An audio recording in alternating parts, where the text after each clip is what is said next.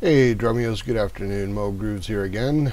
Happy 4th of July if it applies. Wanted to give you a quick comparison of my latest experiment with Reaper. I'm going to give you just a snippet of my last night's practice session. It's basically working a double paradiddle around the kit in different variations, trying to work the ride hi-hat combinations and then some simple fills and whatnot. So anyway, I split the audio up into two sections here because this other section are some covers that I've not edited yet. So we're not going to mess with that, but we're going to focus on just this little segment of the 6/8 double paradiddle practice. So I'm going to give you what it sounds like with without the effects. And then we'll run again quickly with run it again quickly with the effects. So let's take a listen and see what we got. You see I've got all the effects disabled, and then we'll go again with the effects.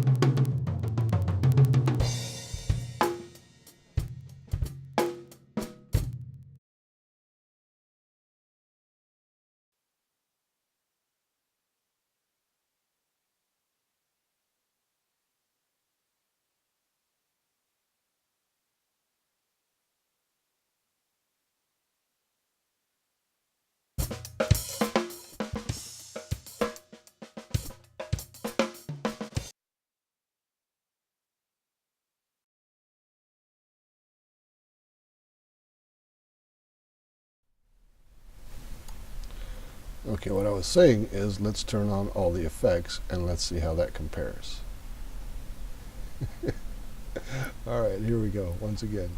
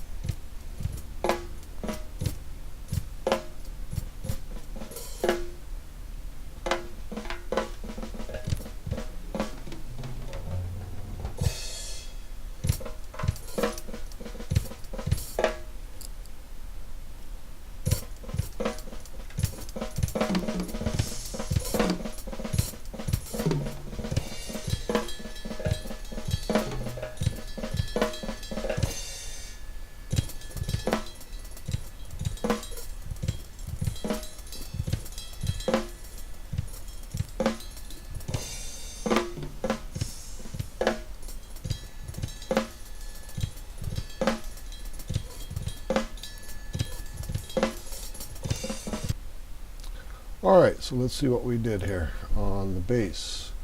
I experimented with my new toys here for the first time. I'm still getting used to a lot of this stuff. We added some EQ, added a compressor, or some gate, and then the V compressor. And it's pretty damn good, pretty close to what I'm looking for in my kick. Alright, and these toys are incredible. On the snare. Alright, on the snare we got the VEQ4, the C1 compressor, and the C1 gate. Alright. Again, still getting used to a lot of these settings, but just the snap and the clarity that I'm getting from my snare with some of these effects is amazing. The flip side is you get to really hear how bad you are. I messed around with some compression on the toms, but I think this is what a combination compressor gate.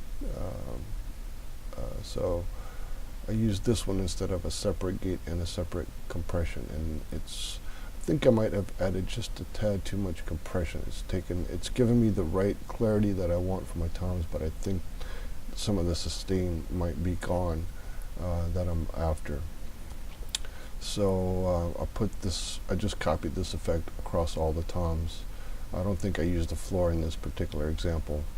On the hi-hats, haven't really messed with the hi-hats except for volume, because it's coming in nice and crisp the way I like it.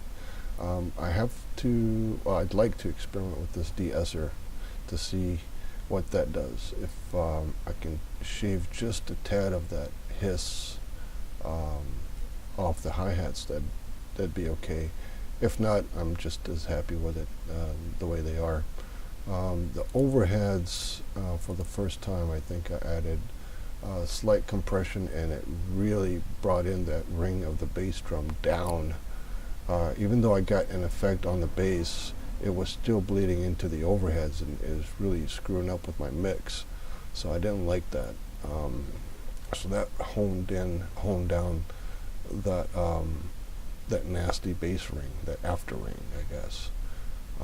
If I solo the bass, you'll see the difference. And then on the master track, I don't know what I did here. Oh, just some slight EQ, and I went with the PA default and a mastering default on the compression, and that made a huge difference, man. Wow, I'm just amazed. Still lots of work to do, but just wanted to give you a quick rundown of the before and after, and there you go, man. Cheers.